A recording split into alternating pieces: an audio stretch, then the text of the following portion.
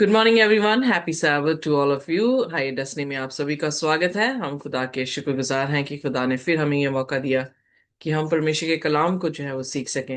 हमारी lesson study जो है वो काफ़ी इंटरेस्टिंग है, क्योंकि इस लेसन स्टडी में खास करके जो योगदान दिया गया है, लिखा जिन्होंने लिखा है वो औरतें हैं।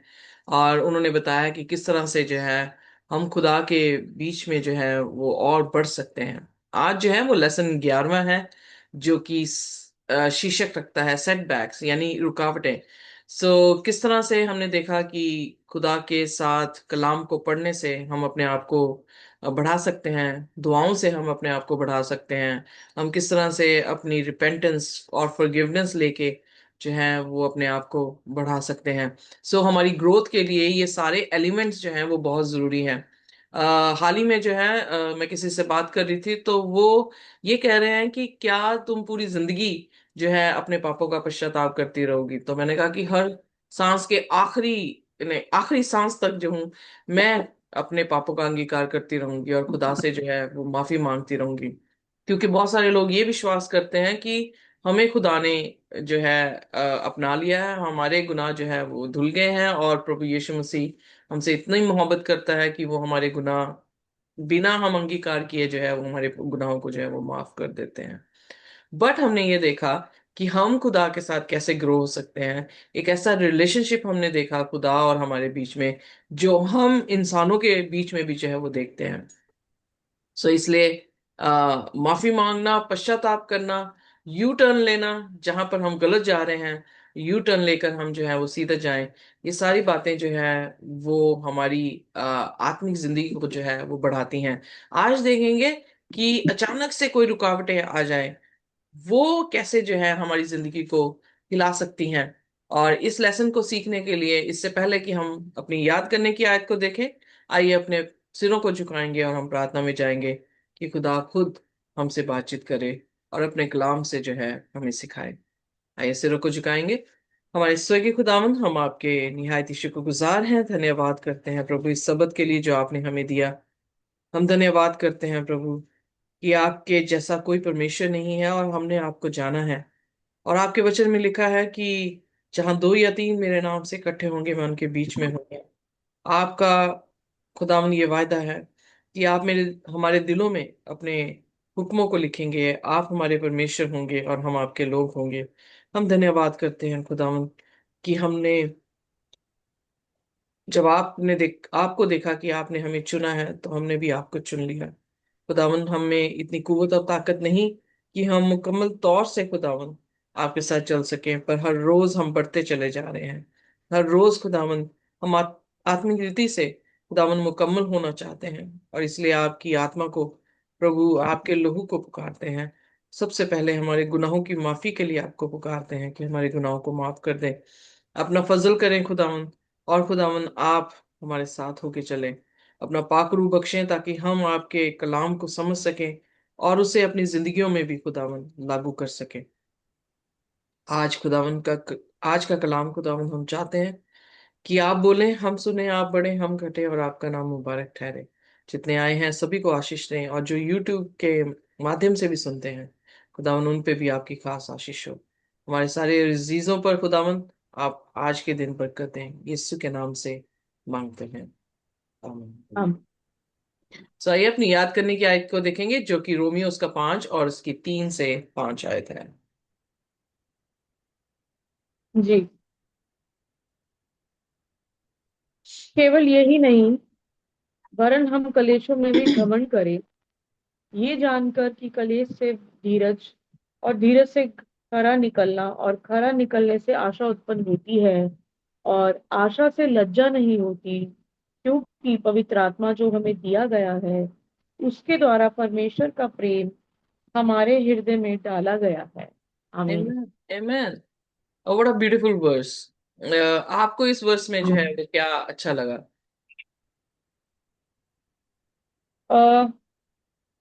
क्योंकि पवित्र आत्मा जो हमें दिया गया है उसके द्वारा परमेश्वर का प्रेम हमारे हृदय में डाला गया है। जो वेरी पवित्र। नाइस, या एग्जैक्टली, कि हम ये देखते हैं कि खुदा का प्रेम हमारी जिंदगियों में पवित्र आत्मा के जरिए से आता है। यानी हम्म। पवित्र आत्मा एक ऐसा जरिया है जिसके जरिए से हम खुदा के प्रेम को जो है वो देख सकते हैं। Anything else? That we should glory in our tribulations. Exactly. So हमारे सेटबैक्स, जो आज का शीर्षक है, वो यही है कि रुकावटें। हमारी ट्रिबुलेशन जो है वो एक तरह की रुकावटें हैं, और वो रुकावटें जो हैं उसमें हमें क्या करना चाहिए? उसे हमें किसी भी तरह से मौन नहीं करना चाहिए, पर उसमें हमें ग्लोरीफाई करना चाहिए या घमंड करना चाहिए, या हिंदी में क्या शब्द दिया गया है, सॉरी? हम घमंड करें या घमंड कलेशों करें में। कलेशों में। So that's a beautiful power, beautiful powerful word. But इसको अंडरस्टैंड करना जो है वो काफी डीप है, क्योंकि किसी भी समस्याओं में हम लगभग जो है वो मौन करते हैं। हम लगभग जो है वो उदास हो जाते हैं, और बुरा भला जो है वो कहना शुरू करते हैं, और हमारी जुबान से खुदा की महिमा जो है वो नहीं होती है। पर यहाँ पर पॉलूस जो है अपनी लाइफ की, और जितनी कहानियां जो है वो शुरुआत से हम पढ़ते आ रहे हैं, उन सभी की कहानियों का निचोड़ पवित्र आत्मा उसके जरिए हमें क्या दे रहा है कि हमें ट्रिबुलेशन में घमंड करना चाहिए, क्योंकि ट्रिबुलेशन क्या लेकर आ रहा है? धीरज लेकर आ रहा है। और धीरज आपके खरेपन को लेकर आ रहा है, यानी आपका करेक्टर बना रहा है, और करेक्टर आपको क्या दे रहा है? एक होप दे रहा है। Do you have any testimony in which, आपके पास कोई ऐसी टेस्टमनी हो जिसमें आप ये कह सकें कि ऐसा कलेश आया, उसने सब्र दिया, और मैंने कोई एट्रीब्यूट या एक ऐसा अपना चरित्र जो है फॉर्म किया, और उस चरित्र में मुझे होप मिली?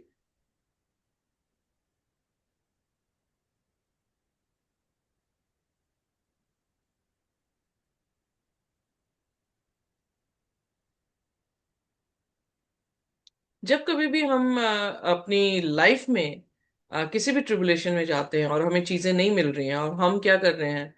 धीरज रख रहे हैं, या हमें वेट करने को जो है वो कहा जाता है। दो चीजें हो सकती हैं, या तो हम फाइट करते हैं या हम फ्लाइट करते हैं। और दूसरे शब्दों में, या तो हम उस समय में जो है वो खुदा के से दूर जाते हैं, या खुदा के नजदीक आते हैं।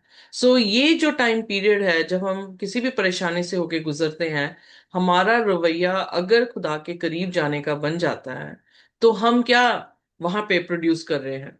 हमारे जीवन में एक फेथ आता है, या फिर हमारे जीवन में लेसन हमें सीखने को मिलता है, और वो लेसन एक ऐसी छाप देके जाता है जो हमारी पूरी जिंदगी में जो है वो रहती है।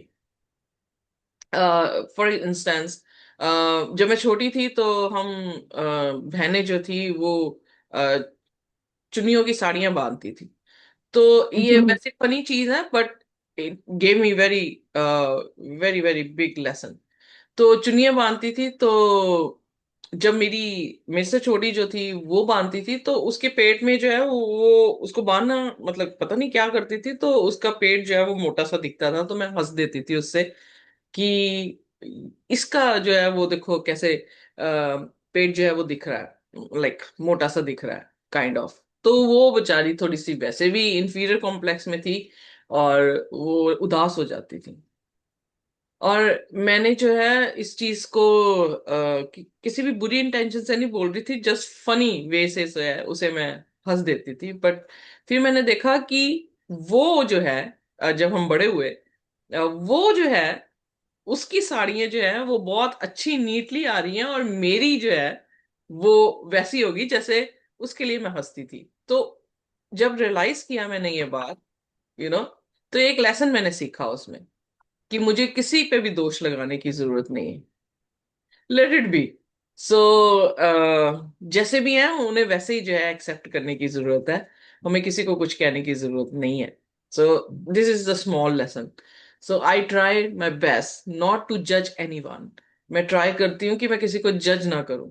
बट जज करना और असलियत क्या हुई है उसमें थोड़ा सा डिफरेंस होता है, कि असलियत में क्या हुआ था उसको बयान करने का मतलब ये नहीं होता कि हम जज कर रहे हैं। पर यस, ऑफ कोर्स, जैसे कोई भी इंसान है, वो भी खुदा उसे उतना ही प्यार करता है, तो मैं उसको नफरत नहीं कर सकती। Are you getting me? जी। जितना प्यार मुझे कर रहा है उतना ही प्यार खुदा दूसरे इंसान को, शायद मेरे लिए वो दुश्मन हो, शायद मेरे को वो नुकसान पहुंचा रहा हो, शायद मेरे मेरे दिल में वो नफरत पैदा कर रहा हो, whatever it can be, but we need to understand कि जितना प्यार खुदा मुझे करता है उतना ही प्यार उसे भी करता है। और इसलिए मैं कैसे उसे नफरत कर सकती हूँ अगर खुदा उसे प्यार कर रहा है। सो इसलिए कुछ लेसन्स जो है वो जिंदगी के छोटे छोटे लेसन हैं, बचपन के लेसन्स हैं, पर उस लेसन्स में जो है हम जो है वो क्या करते हैं, हम अपना करेक्टर फॉर्म कर देते हैं कि हमने आगे से ये नहीं करना। और वो करेक्टर जो है, अगर यीशु मसीह के ऊपर या यीशु मसीह की तरबियत के ऊपर हमारा फॉर्म होता है, तो एक आशा देता है कि यू आर मोर कॉन्फिडेंट कि you have a good character in you. जैसे फॉर इंस्टेंस दूसरा मैं एक अपना बताती हूँ कि मेरे मैं साइकिल खड़ी थी और साइकिल पे पैडल कर रही हूँ छुटपन में, और मेरे दादाजी जो थे वो मुझे कह रहे थे कि बेटा तू गिर जाएगी। इनफैक्ट ना सुनते हुए मैं अल्टीमेटली गिर गई। दूसरी बार फिर भूल गई, और फिर स्टैंड पे लगी साइकिल काफी ऊंची थी मेरे डैड की, तो मैं उसको पैडल करने फिर चढ़ी, तो दादाजी ने कहा कि बेटा गिर जाएगी।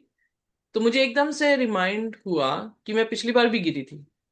तो मैंने क्या किया, झट से जो है वो साइकिल से उतर गई, और दूसरी बार जो है मैं नहीं गिरी। आई यू गेटिंग मी? सो हमारा ट्रिबुलेशन या हमारा एक्सपीरियंस कि हम गिरे थे यहाँ पे, वो अगर हम धीरज रखें और सेल्फ रियलाइजेशन करें, तो उसमें से हम क्या फॉर्म करते हैं, एक करेक्टर को फॉर्म करते हैं कि हमें बड़ों की बात सुननी है।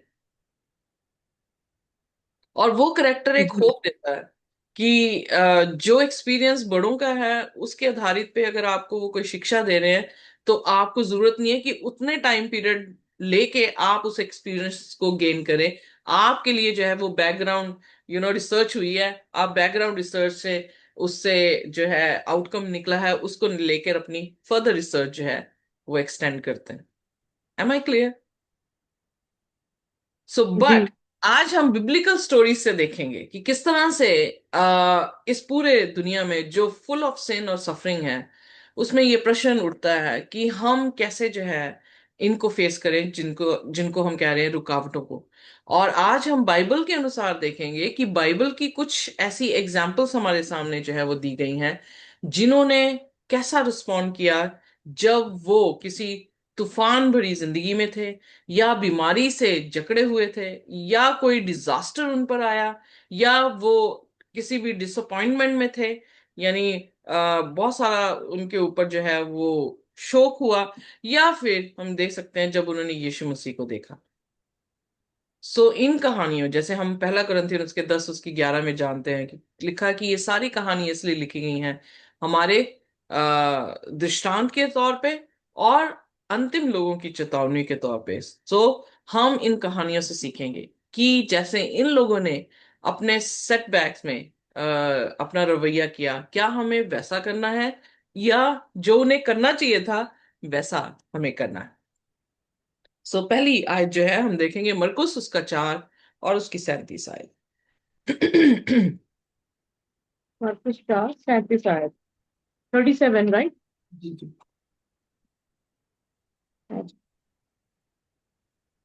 मरकुस 4 उसका 37। जी। जी। तब बड़ी आंधी आई और लहरें नाव पर यहाँ तक कि ये सिस्टर जी थोड़ा आधा हो जाएगा, इसको मैं थोड़ा सा पूरा ऊपर से करते पढ़ना हैं। चाहूँ। हाँ जी हाँ जी, पढ़ते पढ़ते।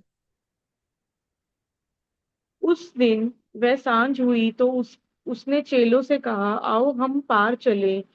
और वह भीड़ को छोड़कर जैसे वहां था वैसे ही उसे नाव पर साथ ले चले, और उसके साथ और भी नावें थीं। तब बड़ी आंधी आई और लहरें नाव पर यहाँ तक लगी कि वे पानी से भरी जाती थी। पर वह आप पिछले भाग में गद्दी पर सो रहा था। तब उन्होंने उसे जगाकर उससे कहा, हे गुरु, क्या तुझे चिंता नहीं कि हम नष्ट हुए जाते हैं?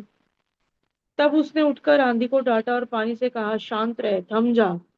और आंधी थम गई और बड़ा चैन हो गया। और उनसे कहा, तुम क्यों डरते हो? क्या तुम्हें अब तक विश्वास नहीं? वे बहुत ही डर गए और आपस में बोले, ये कौन है कि आंधी और पानी को भी उसकी आज्ञा मानते हैं? मैन, सो यहाँ पर जो है एक कहानी हमें देखने को मिलती है कि जो कहानी में पतरस, इंद्रियास, यकूब और यूहन्ना है, वो लोग कोई अनएक्सपीरियंस या अनस्किल्ड नहीं थे कि पानी में या गलील के समुद्र में जो है वो कैसे अपनी नाव को जो है वो पार लगाए, क्योंकि दे वर द प्रोफेशनल फिशरमैन। और जो फिशरमैन है उसे मालूम है, क्योंकि वो अपनी नाव में ही जाकर गहरे समुद्र में जाते हैं, अपने जालों को फैलाते हैं और मछलियां पकड़ते हैं। उन्हें ये भी मालूम था, क्योंकि जब गॉस्पेल में हम पढ़ते हैं कि उन्होंने कहा कि हमने पूरी रात जो है वो मछलियों को पकड़ने की कोशिश की है, पर एक भी जो है हमारे हाथ में नहीं लगी। तो जीसस ने सुबह कहा कि जाओ, जाके जो है वो यहाँ पर जाल पे फेंको। तो देवर वेल अवेयर, मतलब प्रोफेशनल थे कि उनको मछलियां किस समय जो है वो मिलेंगी। हाल ही में हम जब समुद्र की तरफ गए तो वहां पर जो फिशरमैन्स थे वो पानी के अंदर नहीं थे, वो पानी के तट पे थे, बाहर थे। और उनकी जो वो उन्होंने मशीन लगाई हुई थी और जो तार उन्होंने फेंकी हुई थी, वो तार काफी गहरी अंदर जो है वो डाली हुई थी। सो अब इतना एडवांस हो गया कि उनको पानी के अंदर नहीं जाना पड़ रहा था। तो हमने उनसे पूछा कि मछलियां जो है वो आप कौन सी पकड़ रहे हैं और कब जो है वो आती हैं। तो वो बताने लगे कि हमने कांटा जो है वो डाला हुआ है, पर मछली जो है वो शार्क को पकड़ रहे हैं। और वो लगभग 12 बजे जो है यहाँ इस तरफ जो है पानी के तट के पास जो है वो आती हैं। सो दे न्यू। तो हमने कहा कि आपको मिल जाती हैं? तो बोल रहे हाँ, हमें जो है वो मिल जाती हैं। सो फिशरमैन को पता होता है टाइमिंग के बारे में, फिशरमैन को पता होता है कि समुद्र की लहरें कब रफ होती हैं, कब जो है वो शांत होती हैं। फिशरमैन को पता होता है कि जो लहरें हैं वो किस हद तक आगे आती हैं और किस हद तक जो है वो पीछे जाती हैं। सो इस सिनेरियो में हम ये देखते हैं कि स्किल्ड वर्कर्स हैं जो कि यीशु मसीह के साथ बोट में हैं। यीशु मसीह गद्दी पे जो है वो सो रहे हैं। और यकीनन है कि गद्दी पे अगर सो रहे हैं तो वो एक ड्राइवर की जो है वो सीट बताया जाता है कि पुराने टाइम में जो है जो ड्राइवर होता था, जो बोट को चलाने वाला होता था, ये उसकी सीट होती थी जिसमें वो बैठता है। तो आप इमेजिन करें कि अगर यीशु मसीह पूरी कायनात का परमेश्वर उनकी बोट का भी जो है क्या है ड्राइवर है, और वो वहां पर जो है वो सो रहे हैं, और अचानक से स्टॉर्म आता है। स्टॉर्म में लहरें जो है वो काफी रफ हो जाती हैं, उनको अपनी जिंदगी का जो है वो खतरा पड़ जाता है। और फिर वो बड़ी कोशिश कर रहे हैं कि किसी तरह से अपनी कश्ती को जो है वो पार जो है वो लगा दिया जाए। बट अल्टीमेटली जब वो नहीं कर पाए तो उन्होंने किसको देखा? एक सिस्टर एलन जी वेट कह रहे कि लाइट जब फ्लैश करी, तो उस लाइट के फ्लैशिंग से उन्हें दिखा कि ओह, यीशु मसीह तो बोट में ही जो है वो सो रहे हैं। सो उनका प्रश्न हुआ कि हमारी मदद क्यों नहीं कर रही, ये उठ के क्यों नहीं हमारी मदद कर रहे हैं? उन्होंने नहीं सोचा था कि वो बोलेंगे और तूफान जो है वो थम जाएगा। वो ये सोच के मेरे ख्याल से कह रहे हैं कि ये भी उठ के क्यों नहीं हमारे साथ रो कर रहे हैं, यानी एफर्ट्स लगा रहे हैं कि हम जो है वो सही जगह पे या तट पर जो है वो पहुंच जाए। क्योंकि जैसे यहाँ पे लिखा गया है कि उस उन्होंने जो है यीशु मसीह से कहा कि teacher, do you not care that we are perishing? और फिर जब जीसस ने शब्दों से कहा पीस बी स्टिल, तो वो और वो डर गए कि ये कैसा आदमी है जो बोलता है, ओबे कर रहा है, तूफान भी पानी भी उसे जो है वो ओबे जो है वो कर रहा है। सो उन्होंने एक्सपेक्ट नहीं किया था कि जीसस जो है वो उठकर बोलेंगे। वो सिर्फ एक्सपेक्ट ये कर रहे थे कि जैसे हम स्ट्रगल कर रहे हैं वैसे जीसस भी जो है वो स्ट्रगल करे। हम्म। सो हमारी जिंदगियों में भी तूफान जो है वो उठते हैं। हम क्या एक्सपेक्ट करते हैं जीसस को? हम क्या सोच रहे हैं, या जीसस को उठाने की कोशिश करते हैं? क्या जीसस सो रहे हैं? या जीसस को नहीं पता था जब जीसस ने कहा कि चलो हम उस पार जो है वो चलते हैं? क्या जीसस को नहीं पता था कि तूफान आया हुआ है? अगर हमारे यहाँ पर जो है हम सो रहे हों और अचानक से बिजली चमके और खिड़की जो है वो हवा के कारण ठप ठप करे, तो क्या हम उठते नहीं है? So why Jesus was sleeping? खुदाम यीशु मसीह वहां पे क्यों सो रहे थे? उनको क्या सिखाने की जो है वो कोशिश की जा रही थी इस ट्रिबुलेशन में? कौन सी धैर्य और कौन सा करेक्टर जो है वो फॉर्म करने की जो है वो कोशिश की जा रही थी? एनीवन?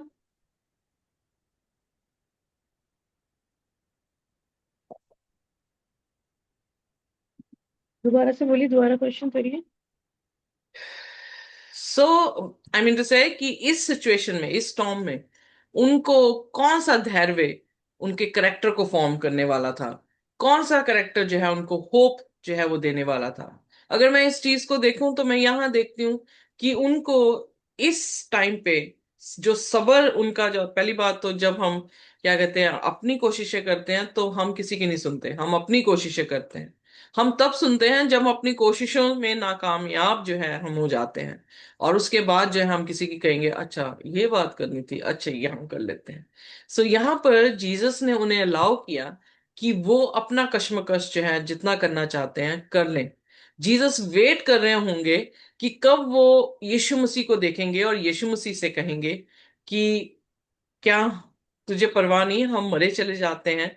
और यीशु मसीह जो है वो उनको ये सिखाएंगे कि जो इंसान अपने परिश्रम से करने की कोशिश कर रहा है उसमें जो है वो नामुमकिन चीज, उसमें ना कामयाब जो है वो हो सकता है, पर जब यीशु मसीह करते हैं तो कितने सेकंड में चीजें हो जाती हैं। तो आमीन। इसीलिए हम एज ए जिस दिन क्रिश्चियन, आज के क्रिश्चियंस जो हैं वो इससे क्या लेसन लेते हैं कि हम अपनी कोशिशें करने की बजाय क्या करें, यीशु मसीह के पास जाकर अपनी मुसीबतों को या अपनी परेशानियों को जो है वो खुदा के सामने रख सके, क्योंकि वो हमारी परवाह करता है। पहला पत्रस उसके 5:7 में लिखा है। और इसलिए never forget to praise him when he does. और जब वो हमारी चीजों को सही कर देता है तो हमें कभी भी भूलना नहीं चाहिए उसकी तारीफ करने के लिए या उसको महिमा देने के लिए कि उसने जो है ये किया है। तो यहाँ पर जो पतरस, इंद्रियास, याकूब ने लेसन सीखा वो ये था कि ये सामर्थ रखता है किस पर? समुद्रों पे भी, हवाओं पर भी, पूरी कायनात पे जो है ये सामर्थ रखने वाला परमेश्वर है। क्योंकि उन्होंने इसीलिए अपनी जानें दे दी, क्योंकि उनका विश्वास जो है वो इसी बात से मजबूत हुआ कि जब वो परसिक्यूशन, सॉरी नॉट ट्रिबुलेशन में होके गुजरे, जब उनके स्टॉर्म जिंदगी में आए, उन स्टॉर्म्स में खुदा ने किस तरह से उनकी मदद की, वो विश्वास उनका जो है वो लेसन लेकर जो है वो जारी रहा। Amen? Amen. आमीन। हम अपने ट्रिबुलेशन में ये विश्वास उत्पन्न कर पाते हैं, या ये विश्वास कि खुदा पूरी अपनी जो है वो कंट्रोल रखता है हर एक चीज में, ये बहुत चीजें जो है वो मायने रखती हैं। कई बार जो है हम जल्दी से अपना सब्र खो देते हैं, हम जल्दी से जो है वो परेशान हो जाते हैं, हम विश्वास ही नहीं कर पाते कि खुदा जो है वो कर सकता है। पर हमने कुछ दिन पहले जो है वो लेसन में सीखा कि अगर हमारा कभी विश्वास भी कम हो तो हमें कहना चाहिए कि खुदा मेरा विश्वास है, पर मेरे अंधविश्वास में तुम्हारी मदद कर। तो खुदा हमारी मदद करता है। Jesus is still driver of our life. यीशु मसीह आज भी हमारे जो है जिंदगी के क्या हैं? ड्राइवर हैं। पर क्या हमने वो सारे हक यीशु मसीह को दिए हैं कि वो हमारी कश्ती को ड्राइव करे? और इनफैक्ट देखें, अगर यशायाह की पुस्तक में ये प्रॉमिस दिया गया है कि अगर तुम पानी में से होके गुजरोगे, पानी तुम्हें डुबो नहीं सकेगा। और सिस्टर एलन जी वाइट कहती हैं कि अगर कभी पानी में भी डूबने की नौबत आएगी तो खुदा पानी को भी क्या कर लेगा? सॉलो कर लेगा, और हमें जो है वो सूखी जमीन पर जो है वो रख देगा। So remember all the stories, remember the lessons. इन कहानियों को याद रखें, इन कहानियों के लेसन्स को याद रखें, और अपने विश्वास को जो है वो बढ़ाते चले जाएं, ताकि कोई भी मुसीबत में क्यों ना हम हो, हमारी आंखें किस पर लगी रहें? यीशु मसीह पर लगे। और उसमें ये ना कहें कि हम मरे जाते हैं, क्या तू हमारी फिक्र नहीं करता? हमें ये कहना चाहिए कि खुदा तू है, हमें किसी चीज की फिक्र नहीं है। What a confidence, isn't it? अगर आपका कॉन्फिडेंस आपके खुदा पर हो और आप कहें कि खुदा, तेरा प्यार जो है कोई भी तलवार, कोई ऊंचाई, कोई स्टॉर्म, कोई डिजीज अलग नहीं कर सकता। मैं जब कायनात को देखती हूँ तो मैं ये सोचती हूँ कि अगर इतने पाप में भरा हुए हम सब हैं, तब भी खुदा की कुदरत जो है उसकी खूबसूरती को दिखा रही है, तो हमारे ये पाप उसके सामने क्या है जो उसके प्यार को छुपा दे हमारे लिए।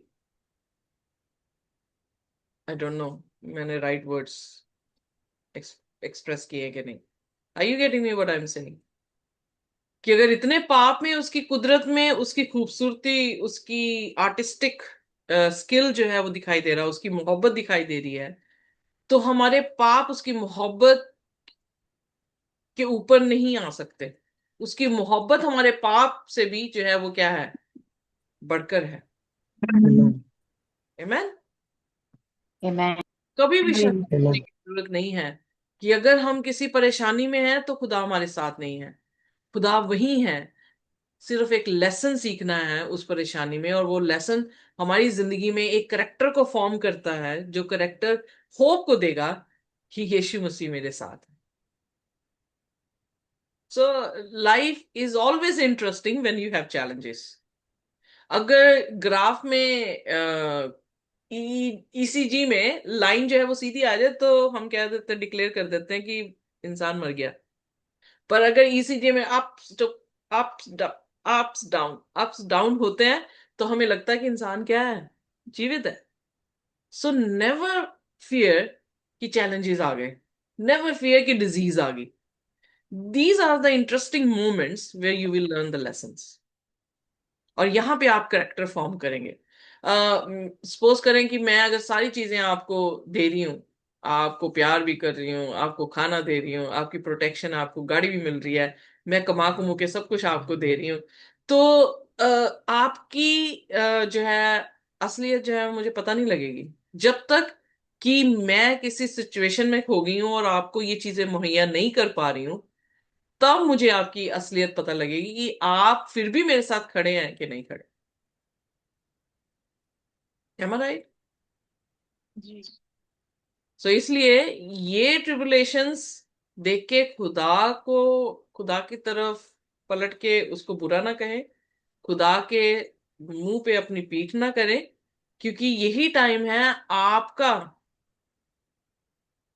आपके प्यार को जाहिर करने का, कि आप उससे मोहब्बत सिर्फ चीजों के कारण नहीं कर रहे हैं, आप उससे मोहब्बत इसलिए कर रहे हैं क्योंकि आपको उससे मोहब्बत है, रिगार्डलेस वट एवर। सो आइए देखते हैं मरकुस उसका 5 और उसकी 28 आयत। एक और शख्स के बारे में जो है जिक्र किया गया है जो कि बीमार थी। पर्दे मेरे साथ मरकुस की अंजील उसका 5 और उसके 28वीं आयत। जी। Thank you. क्योंकि मैं कहती थी, यदि मैं उसके वस्त्र ही को छू लूंगी तो चंगी हो जाऊंगी। Amen. Amen. What a belief. उसने ये सोचा, क्योंकि उसको 12 साल से जो है वो खून बहने की बीमारी थी, और अकॉर्डिंग टू द लॉ ये बीमारी जो है वो राइट नहीं थी। यानी इस इंसान को शुद्ध नहीं कहा जा सकता था, इस इंसान को अशुद्ध कहा जा सकता था, और शायद हो सकता है क्योंकि अशुद्ध इंसान जो है वो किसी भी तरह से किसी को छूता था तो वो भी इंसान अशुद्ध हो जाता था। तो इस कारणवश हो सकता है कि अपने बच्चों को भी नहीं हाथ लगा पाती होगी, अगर उसकी बेटियां हो तो उनके बाल संवार नहीं पाती होगी। और मैं ये भी नहीं जानती कि वो अपने परिवार में रह रही थी कि नहीं रह रही थी, कुछ नहीं लिखा है। बस इतना पता है कि वो अनक्लीन थी क्योंकि उसके 12 सालों से जो है वो खून बह रहा था। और सिर्फ यही नहीं कि एक सोशल स्टिग्मा, या जैसे अगर हेपेटाइटिस किसी को हो जाए, एचआईवी किसी को हो जाए, तो दुनिया कैसे उसके साथ जो है वो नाता तोड़ना शुरू कर देती है, उसको देखना, उसको छूना, उसके पास बैठना बंद कर देती है, कि कहीं ऐसा ना हो कि हमें भी ये बीमारी जो है वो लग जाए। सो सिर्फ एक आइसोलेशन, सोशली जो है वो आइसोलेटेड नहीं थी, पर हम ये देखते हैं कि वो फिजिकली भी वीक थी। क्योंकि उसका खून बह रहा है, और वो जरूर जो है वो औरत जो है उसका खून बहुत कम होगा, और उसके कारण जो है बहुत सारे साइड इफेक्ट्स होते हैं जब अनीमिया होता है। तो अनीमिया में कोई भी किसी भी तरह, खास करके औरतें जो है वो पीड़ित होती हैं, तो उनका स्ट्रेंथ, उनकी पावर खत्म हो जाती है। वो लिथार्जिक महसूस करते हैं, ड्राउजी महसूस करते हैं, और कई बार ये चीज इरिटेशन को भी जो है वो लेकर आती है कि चीखते हैं, चिल्लाते हैं। पर लाइक फिजिकली भी वो औरत जो है वो अच्छी नहीं थी, और फिजिकल अच्छी ना होने के कारण, सोशल आइसोलेटेड होने के कारण, वो इमोशनली, मेंटली भी बहुत जो है वो स्ट्रगल कर रही थी। पर इस कहानी में, इस पीरियड ऑफ टाइम में, 12 साल के पीरियड ऑफ टाइम में, जब वो पीड़ित है, उसने कैसे रिएक्ट किया? हम कैसे रिएक्ट करेंगे अगर हम 12 साल तक बीमार रहे? 38 साल का मनुष्य जो था वो बीमार था। अ, बहुत लंबा अरसा है जिसमें वो बीमारी काट रहा है। हम वायरल होता है, 5 दिन हमारी ऐसी तैसी फिर जाती है, और 5 दिन हमारे लिए बीमार रहना इतना मुश्किल हो जाता है। हम बेड पे लेट जाते हैं तो हमें ऐसा लगता है, मुंह का स्वाद खत्म हो जाता है, हमें लगता है कि कहाँ पे हम फंस गए। सो जस्ट इमेजिन, 12 साल का वक्त है, और ये औरत जो है वो अपनी अ, दवा दारू करके भी उसका कोई समाधान जो है उसे नहीं मिला। पर उसके लिए, इस प्रॉब्लम में उसने किसको सोल्यूशन बनाया? जीसस को। और क्या उसने सोचा कि अगर मैं उसके पल्लू को ही छू लूंगी तो मैं क्या हो जाऊंगी? चंगी हो जाऊंगी। ठीक हो यानी जाएंगे। उसके कानों में यीशु मसीह के बारे में पढ़ा कि यीशु मसीह जो है वो चंगा कर सकते हैं, और यीशु मसीह को उसने सोल्यूशन की तरह जो है वो देख लिया, और उसके विश्वास ने उसे जो है चंगा किया। क्योंकि यीशु मसीह ने, जब भीड़ उस पर गिरी चली जाती थी, और वो उसने कहा कि किसने मुझे छुआ, तो पतरस ने क्या कहा? पूरी की पूरी भीड़ तेरे पे गिरी जाती है और तू कहता है कि तुझे किसने छुआ। बट वो छूना विश्वास का छूना था, जिसको खुदा डिस्टिंक्ट कर रहे हैं यहां पर। सो कहने का अर्थ है कि अगर हम विश्वास से खुदा को छूते हैं, तो खुदा पूरी भीड़ को छोड़कर हमारी तरफ तवज्जो कर देंगे। उसने सिर्फ पल्लू को छुआ, यानी उसके हेम को छू रही है। पूरी भीड़ गिर रही है, पर हेम को छूना यीशु मसीह को पता लग गया। जी। तो what we learn from this lesson, हमारी जिंदगी में बीमारी आती है और हम अपनी बीमारी से आजादी पाते हैं, तो हम क्या करते हैं? क्या हमने लेसन लर्न किया? क्या हमने रिएक्ट जो है वो किया? तो यीशु मसीह यहाँ पर उसके लिए एक डॉक्टर की तरह जो है वो आए। उसने यीशु मसीह का सोल्यूशन बनाया, उसने विश्वास को धारण किया, और विश्वास से कार्य उसने किया कि इतनी भीड़ में वो कैसे जो है वो यीशु तक पहुंची होगी। Just imagine. और ये सोचते हुए कि अगर किसी को मैंने छू लिया तो वो भी जो है अशुद्ध हो जाएगा और वो मुझे मारेंगे। मैं इमेजिन नहीं कर सकती कि उसने कैसे पूरी भीड़ में घुसती हुई, कैसे रेंगती हुई गई है। I have no idea. So की बादशाह में जरूर इसकी चर्चा जो है वो की जाएगी, और जरूर मैं ये सवाल जो वो पूछूंगी कि ये औरत जब कि अशुद्ध थी, कैसे प्रभु यीशु मसीह तक पहुंची? एक ही विश्वास के साथ कि अगर मैं उसके कपड़ों को छू लूंगी तो मैं क्या हो जाऊंगी? चंगी हो जाऊंगी। और फिर यीशु मसीह ने जब ये कहा कि किसने मुझे छुआ है, तो उसे बाहर आना पड़ा कि प्रभु मैंने छुआ था, और जैसे ही मैंने छुआ, मैं इमीडिएटली, तुरंत जो वो अच्छी हो गई। तो जीसस ने क्या कहा? तेरे विश्वास ने तुझे चंगा किया। सो हमारी डिजीज के पीरियड ऑफ टाइम में हम किस तरह से अपना रवैया रखते हैं, ये बहुत मायने रखता है। सो यहाँ पर उसने जीसस से दूरी नहीं रखी, यहाँ पर वो जीसस के करीब आई है, विश्वास के साथ आई है, कपड़े को उसने छुआ है, और इमीडिएटली उसकी वरीज जो है वो खत्म हो गई। इसीलिए यीशु मसीह मत्ती 11 उसके 28 से 30 में जब जाते हैं तो वहां पे लिखे हैं कि ए बोझ के दबे हुए लोगों मेरे पास आओ, मैं तुम्हें क्या दूंगा? आराम दूंगा। 9 साल तक मैं एपिलेप्सी की जो है वो मरीज थी, और मुझे फ्रीक्वेंसी, यानी मेरी गिनने की या फिट्स आने की फ्रीक्वेंसी बहुत ज्यादा थी। और उस दौरान जो है मैं हर एक पादरी के पास जा रही हूँ, बड़ी बड़ी मीटिंग्स में जा रही हूँ, अलग अलग चर्चेस में जा रही हूँ, और जाकर जो है मैंने उनसे ये दरख्वास्त की कि मेरे लिए दुआ की जाए कि मैं जो हूँ वो अच्छी हो जाऊं। बट उस टाइम पीरियड में मैंने बहुत सारे लेसन्स जो हैं वो सीखे कि इंसान के ऊपर भरोसा करना या पास्टर्स के ऊपर भरोसा करने से मैं अच्छी नहीं हो पाऊंगी जब तक कि मैं यीशु मसीह के ऊपर विश्वास नहीं करती, यीशु मसीह को नहीं जानती, उसके बारे में सुन नहीं लेती हूँ। यू नो, खुदा के कलाम को मैंने पढ़ा, खुदा के कलाम को मैं फॉलो करने लगी, और मेरे हस्बैंड ने जो है वो मेरे लिए फास्टिंग प्रेयर जो है की। और जब उन्होंने की तो मैं जो हूँ ठीक होगी, अच्छी होगी। और जब मैं अच्छी हुई तो मेरा रिएक्शन क्या हुआ? मैं खुदा की सेवा के लिए अपने आप को जो है वो पूर्ण तौर से दे दी।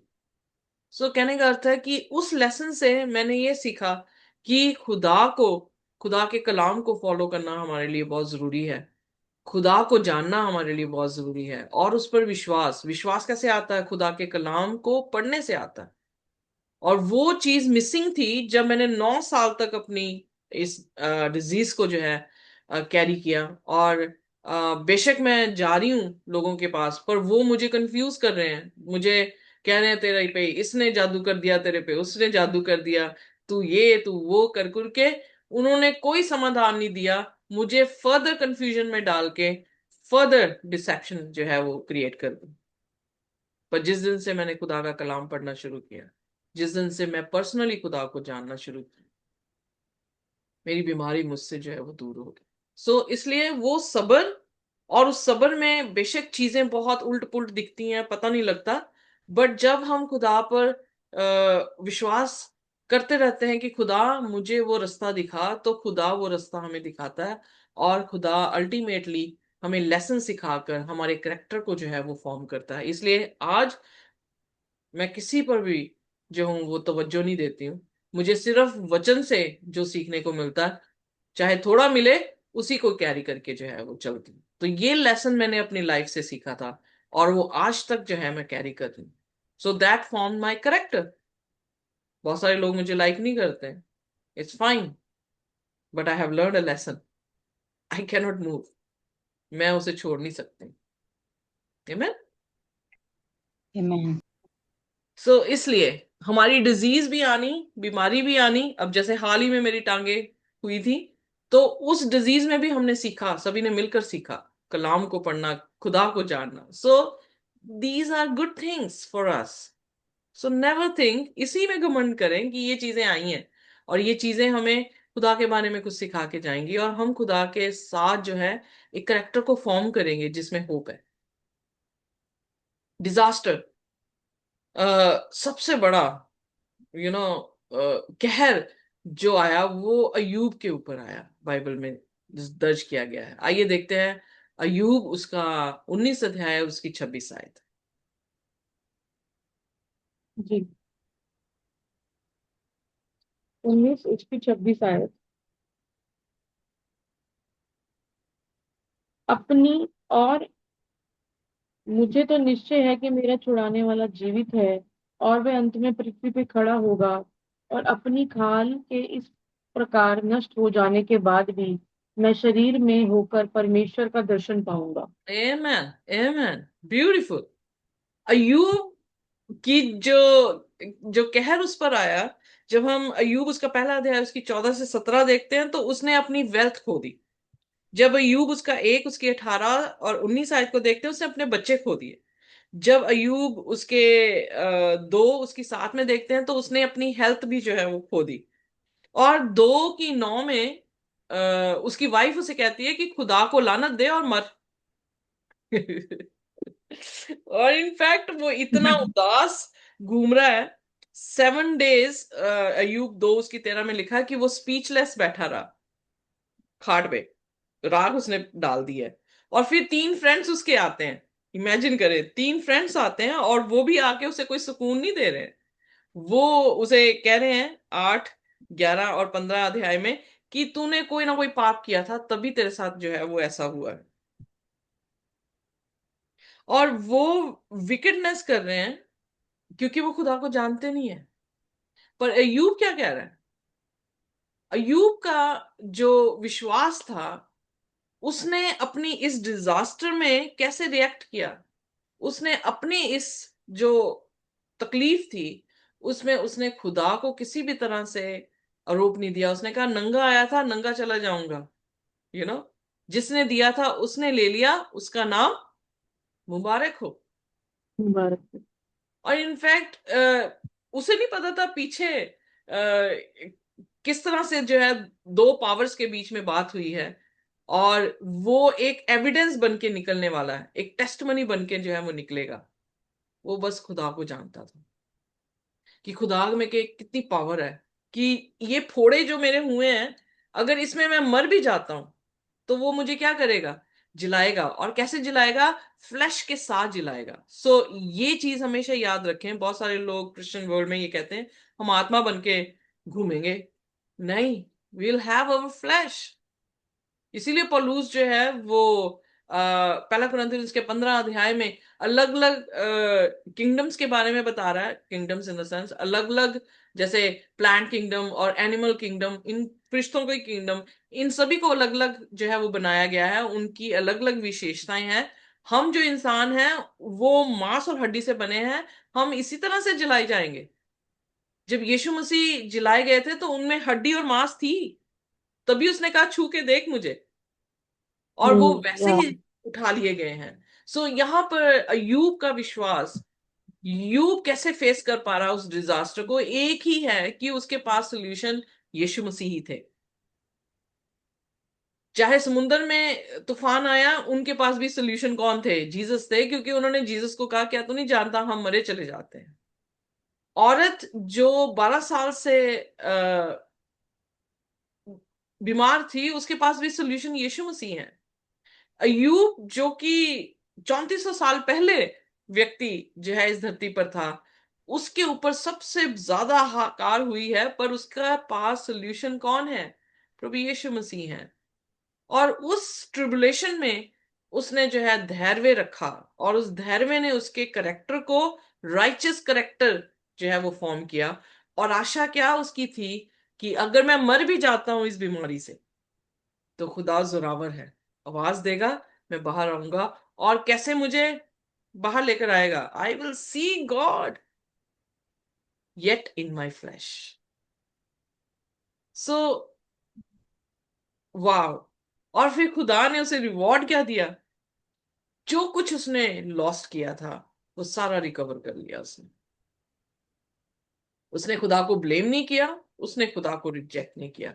वो खुदा की ताकत के साथ जो है वो क्लिंग, उसके साथ जो है वो जुड़ा रहा। उसने अपने डार्केस्ट मोमेंट में भी जो है खुदा पर भरोसा किया। और उसने फ्यूचर पे, उस आशा पे जो आने वाली थी, उसकी तरफ जो है वो देखता रहा। नो मैटर हमें इस जगह पे घर मिलता है कि नहीं मिलता, हमारी आंखें उन घरों पे लगी हुई हैं जो खुदा ने हमारे लिए रखी हैं। और बाइबल में लिखा है ना आंखों ने देखा है, ना कानों ने सुना है, और ना किसी ने जहन पर भी अनुमान लगाया है जो खुदा ने अपने लोगों के लिए बनाकर रखा है। सो हम अपने डिजास्टर्स में भी धैर्य ना छोड़े, हम उसी के साथ जो है जुड़े रहें। और खुदा कभी भी नहीं हो सकता कि हमें भूखा सुला दे, कभी भी नहीं हो सकता कि हमारे सिर पर छत ना दे, क्योंकि खुदा तो एलिया को कौओं से भी खिला चुका है। सो हमें क्यों नहीं खिलाएगा? इसलिए क्या हमारा विश्वास इन सभी डिजास्टर से, डिजीजेस से या ट्रिबुलेशन से बढ़ रहा है, या हमने खुदावन यीशु मसीह पर विश्वास करना ही छोड़ दिया है। बहुत सारे लोग जो हैं, जब उन्हें पता लगता है और वो ये सोचते हैं जीसस के पास आएंगे, कुछ मैजिक स्टिक है उनके पास, आएंगे और हमारी सारी ट्रबल्स जो है वो खत्म हो जाएंगी, हम अमीर हो जाएंगे और हमारी बीमारियां जो है वो उठा दी जाएंगी। पर जब उन्हें ये बताया जाए कि प्रॉब्लम्स आएंगी पर खुदावन आपके साथ है, तो वो जो है इस बात से जो है वो ठोकर खाते हैं और कहते हैं कि हम तो दूसरे धर्मों में भी जो है वो तकलीफें लेते रहे हैं, इस धर्म में भी तकलीफें हैं। आप किसी भी धर्म में चले जाएं, जब तक आप पाप में हैं और पाप की दुनिया में हैं, आपके पास तकलीफें हैं। पर फर्क इतना ही है कि उस तकलीफों में क्या आपके साथ राजाओं का राजा, प्रभुओं का प्रभु खड़ा है या नहीं है जी। ना।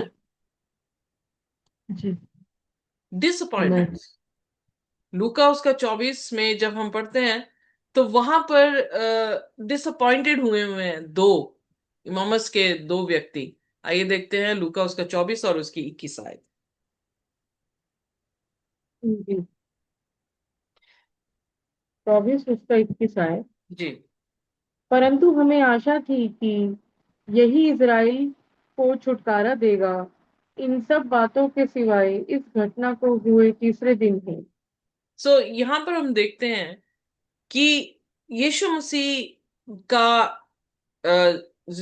मतलब जलील होना उन लोगों के हाथों से जो कि रोमी हुकूमतें थे और फकी फरीसी थे, और किस तरह से उन्हें यू नो लेकर जाया गया, उनको जो है जजमेंट के सामने रखा गया, और पूरी पूरी जो भीड़ थी वो ये कहने लगी कि बरअब्बास को छोड़ दिया जाए, यीशु मसीह को क्रूस पर चढ़ा दिया जाए।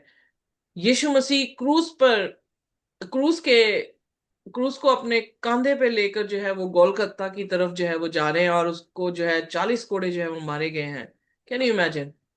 उन्होंने क्या सोचा था कि ये इज़राइल को जो है वो छुड़ाएगा, पर उनके सामने तस्वीर क्या थी, डिसअपॉइंटमेंट क्या थी, कि अगर ये छुड़ाने वाला था तो ये मर गया, इसको तो 40 कोड़े पड़े और ये गोलगथा पे अपनी क्रूज भी नहीं उठा पा रहा था। और फिर उसके बाद इसे किस तरह से जो है क्रूज पे चढ़ा दिया गया, और फिर उसके आखिरी शब्द जो उसने बोले, और उसके मरने के बाद जो है हैकल के पर्दा जो है ऊपर से नीचे फटा और कब्रें जो है वो खुल गई। लोगों को उन्होंने विटनेस किया जो वहां पर जिलाए गए। हमें तो आशा थी कि ये इज़राइल को जो है वो क्या करेगा। सो कई बार हमारी डिसअपॉइंटमेंट भी होती हैं कि हम जैसे सोचते हैं कि खुदा हम दुआ कर रहे थे और ये चीजें ऐसे हो, वो नहीं होती हैं।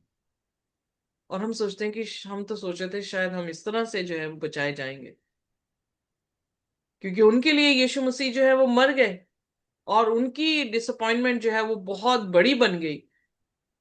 बट उन्होंने एक्सेप्ट नहीं किया उस एविडेंस को कि जीसस का रेजरेक्शन जो है वो हो चुका है। पर क्या जीसस उनको छोड़ गए? नहीं। ही वॉक्ड विद देम। और उनको जो है बहुत ही प्यारा जो है ये चैप्टर है कि उन्हें कहा गया, ओ फुलिश वन, 25 आयत में, slow of heart to believe all that the prophets have spoken. जो पुराने नियम में नबियों ने बोला था उस पर क्यों नहीं विश्वास किया? इस डिसअपॉइंटमेंट मोमेंट में जो नेगेटिविटी थी उसको देख रहे हो, पर जो भविष्यवाणी खुदा के वचन में लिखी गई थी उस पर हमने ध्यान क्यों नहीं दिया, या तुमने वो ध्यान क्यों नहीं दिया? 26 आयत में, was it not necessary that the Christ should suffer these thing and enter into the glory, into his glory? क्या ये होना जरूरी नहीं था? क्योंकि खुदा के वचन में लिखा हुआ था ऑलरेडी। फिर 27 वचन में लिखा, द बिगनिंग विद मोसेस, वो मूसा से शुरू हुआ, प्रॉफिट्स में गया, उसने स्क्रिप्चर को इंटरप्रेट किया उनके सामने। इस डिसअपॉइंटमेंट में उनकी आशा कैसे दी गई? उनको आशा खुदा के कलाम से दी गई, जो प्रोफेसीज बहुत साल पहले से होती आ रही थी, उन पर उनकी तवज्जो जो है वो दी गई। एंड जब उन्हें पता लगा, जब उनकी आंखें खुली, भागे किसके पास? उन सभी के पास जो डिसअपॉइंटेड थे, उन्हें ये खुशखबरी देने के लिए कि यीशु मसीह जो है वो क्या हो गए हैं, जी उठे हैं। और हम उनके एक्सपीरियंस से क्या लेसन जो है वो गेन कर रहे हैं, कि हमें किसी भी तरह से डाउट नहीं करना, अपने माइंड में किसी भी तरह से डाउट नहीं करना। खुदा के कलाम को जो हमने सुना हुआ है उस पर पूरी तरह से विश्वास करना है, चाहे चीजें हमें दिखें कि वैसी नहीं हो रही हैं, पर यकीन जानिए कि वैसे ही जो है वो होंगी। और उस डिसअपॉइंटमेंट में जीसस उनके साथ चल रहे हैं। So no matter, don't be harsh to yourself. कई बार आप डिसअपॉइंट हो जाते हैं, कई बार आप डाउट में आ जाते हैं। अपने अपने लिए हार्श ना हूं कि मैं गिर गया या मैं फेल हो गया, but always remember he is with you, he is with me. हम जैसे भी हैं वो हमें कबूल करता है, और जब हम उसके पास आते हैं तो कभी हमें छोड़ता नहीं है। और फिर हमारी जो क्वेश्चंस होती हैं, क्वेरीज होती हैं, परप्लेक्सिटीज होती हैं, उनको, हमारे सवालों के सवालातों को जो है वो क्लियर करता है, जवाब देता है, और अलाउ करता है कि हम वो चीजें बोलें। और वो हम अपनी दुआओं में कई बार बोलते हैं कि खुदा मैंने तो ऐसे सोचा था पर ऐसा नहीं हुआ, मुझे समझ नहीं आ रही क्या हो रहा है। सो God knows better than we do what our reality is। हमें कुछ भी छुपाने की जरूरत नहीं है, खुदा जानता है। और इसलिए दुआ में ये बातें कहनी भी जो है हमारे लिए नम लाइक बुरी बात नहीं है। सो शी सी जीसस, यीशु मसीह को देखना जो है वो अपने ट्रिबुलेशन में, डिजीज में, डिजास्टर में बहुत ही ज्यादा जरूरी है। आइए देखते हैं रोमियो उसका 8 और उसकी 18 आयत। जी, रोमियो 8 और उसकी 18 के आयत। साथ में। जी, क्योंकि मैं समझता हूँ कि इस समय के दुख और कलेश उस महिमा के सामने जो हम पर प्रकट होने वाली है कुछ भी नहीं है। Amen. Amen. Amen. सो जो धैर्य रखेगा इन सभी कलेशों में, वो इसीलिए रख रहा है क्योंकि उसे पता है कि जो महिमा खुदा हमें देने वाला है वो इस परीक्षा से जो है वो बढ़कर है। आमीन। क्यों ढूंढे हम कि हमें यहाँ पे घर मिलता है कि नहीं मिलता? क्योंकि मेरा घर जो क्रिस्टल क्लियर गोल्ड से बना हुआ मेरी वेट कर रहा है। तो why should I worry about it today? So इसलिए यहाँ पर पौलुस जो है वो हमें एनकरेज कर रहा है कि वी शुड नो कि खुदावंद यीशु मसीह हमारे लिए जो है वो घर बना रहे हैं। सिस्टर एलन जी वाइट का विजन जो है वो यहाँ पे बयान किया गया है कि उन्होंने जो है वो जो लेसन स्टडी में था, उन्होंने कहा कि इमेजिन करें कि अगर आप किसी भी तरह से किसी परेशानी में हैं, और आप ये इमेजिन करें कि यीशु मसीह फिजिकली इस धरती पर हैं और आप उसे अप्रोच करते हैं, तो वो कैसा आपको दिखेगा? आपके साथ क्या कर रहा होगा? उसकी नजरों में आपके लिए क्या होगा? उसके शब्द आपके लिए क्या निकलेंगे? उसके हाथ आपको क्या कर रहे होंगे? Can you imagine? जब इन कहानियों में हम देखते हैं कि किस तरह से हाथ पकड़कर 38 साल के इंसान को खड़ा कर दिया, जब हम ये देखते हैं कि उसके कपड़े को छू कर वो उसी टाइम चंगी हो गई, जब हम ये देखते हैं पतरस 3 बार इनकार कर गया और यीशु मसीह उसे प्यार से भरी हुई नजरों से देखता है, जब हम ये देखते हैं इन कहानियों में कि यीशु मसीह जो है वो किस तरह से यूहन्ना उसकी छाती पर अपना सिर रखकर जो है वो लेटा है। अगर यीशु मसीह होते फिजिकली तो हमारे साथ भी यही सब कुछ हो रहा होता।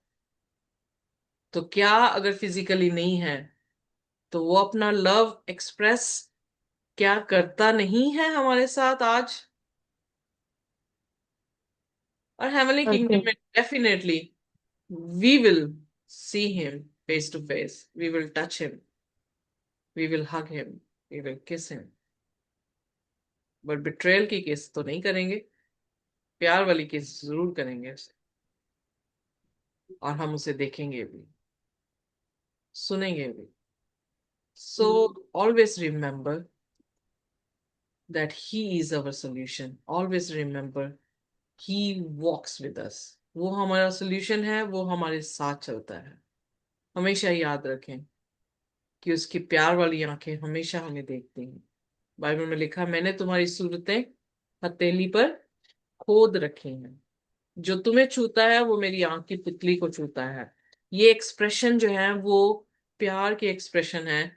जो प्यार, ना ही कोई ऊंचाई, ना ही कोई तलवार, ना ही कोई मौत, ना ही कोई परसिक्यूशन, ना ही कोई गहराई, पौलुस कहता है, हमें उसके प्यार से अलग कर सकती है। So have confidence on your God. अपने परमेश्वर पर इतना कॉन्फिडेंस रखें कि पहाड़ों से ये कह दें कि मेरा खुदा बड़ा है। Amen? Amen. Amen. Amen. Amen.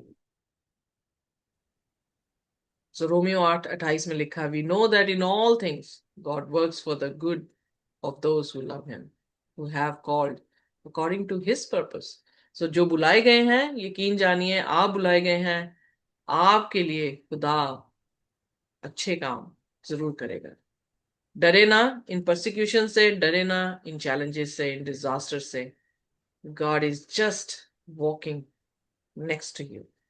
वो आपके साथ साथ चल रहा है इन सभी परेशानियों से, पर आपको सिखाता हुआ, एक धैर्य देता हुआ, एक करेक्टर को फॉर्म करता हुआ उस आशा को दे रहा है कि हम जो नहीं जानते कि कैसे होंगे, पहला यूहन्ना उसका 3 उसकी 1 से 3 आयत में, पर जब हम उसे देखेंगे तो हम उसके जैसे दिखेंगे, क्योंकि उसने इन सभी कलेशों में हमें क्या कर दिया है, हमारे करेक्टर को फॉर्म किया है, अपने स्वरूप में हम जी। ढाला है। सो उसकी ग्रेस, उसका अनुग्रह हमारे लिए काफी है। आमीन। सो कोई भी जन जो है वो हमारे लिए इस समय प्रार्थना कर सकता है। आइए हम प्रार्थना करें। मस्या के खुदावंद, आपका धन्यवाद हो और आपकी महिमा हो। खुदावंद, आप भले हैं, आप अच्छे हैं, आप हमारी स्थिति लेते हैं, आप हमारी चिंता करते हैं, आप हमारे साथ हैं, आपकी हम प्रशंसा और इबादत करते हैं। खुदा धन्यवाद खुदा, जिस सबत के दिन हमें इकट्ठा करने के लिए। यस खुदावंद, आपका कलाम जो खुदावंद मधुर से भी मीठा है और हमारी हड्डियों को भला और स्वस्थ करता है। खुदा, जब खुदावंद हम आपके कलाम में अपने समय को बिताते हैं खुदावंद, हम आपके प्रेम को और आपकी अच्छाई को जो आपने हमारे लिए रखी है खुदावंद, हम देखते हैं। हमारी आशा आप पर है खुदा। जरूर कई सारी कठिनाई समय आते हैं, पर जो आज आपके कलाम से हमें दृढ़ता मिली है कि उन सब समयों में आप हमारे साथ हैं, आप हमें कभी नहीं छोड़ते। हम खुदावंद इस वायदे को थामे रहे कि आप हमें कभी नहीं त्यागने वाले खुदा है। हम आप में बने रहे, और जब आप में रहना हमारी बेहतराई, हम किसी भी डाउट को, किसी भी अदर इवलनेस को एंटरटेन ना करें, डिसीवनेसेस को हम खुदावंद अपने जीवनों में ना आने दें, पर आप पे खुदावंद अपने ईमान को, अपने विश्वास को दृढ़ रखें। और आप हमारे लिए सब बातों में मिलकर खुदा विश्वास करने वालों के लिए भलाई को उत्पन्न करने वाले खुदा है। हम आपकी इबादत करते हैं। धन्यवाद आपके कलाम के द्वारा हमें बरकत आशीषित करने के लिए, बरकत से भरने के लिए। जितने लोग आज इकट्ठा है खुदा, जितने लोग यूट्यूब से भी देखते हो, उन पर भी आपकी बरकत बनी रहे। और जहां पर भी खुदा आज आपकी इबादत होती है, सब कुछ करना हमारे जीवन से, आत्मा और सच्चाई से हो, और आपको जलाल दे और आपकी महिमा का कारण है। जिससे ऋतु है रश्मि ग्रुप को, हम सबों को आपने आपकी बरकत से भरा। आपका धन्यवाद। आय के और बाइबल स्टडीज को और सबत की स्टडीज को, सब कुछ हम आपके हवाले रख देते हैं। आप हमारी अगुवाई करें, और हमारे जीवन से आवश्यक है आप बढ़ते जाएं और हम घटे, आपका नाम जलाल पाए। सब बातों को आपके हवाले रख देते हुए, सारी इबादत आपको देते हुए, जो कि यीशु मसीह के नाम मांगते हो, सुंदर से बहन कीजिए। आमीन। Amen, amen. Thank you very much. आमीन। खुदा की शांति और उसका अनुग्रह हमारे साथ, जब तक हम यीशु मसीह को रूबरू ना देख लें, इसी तरह से बना रहे। आमीन। Amen. आमीन।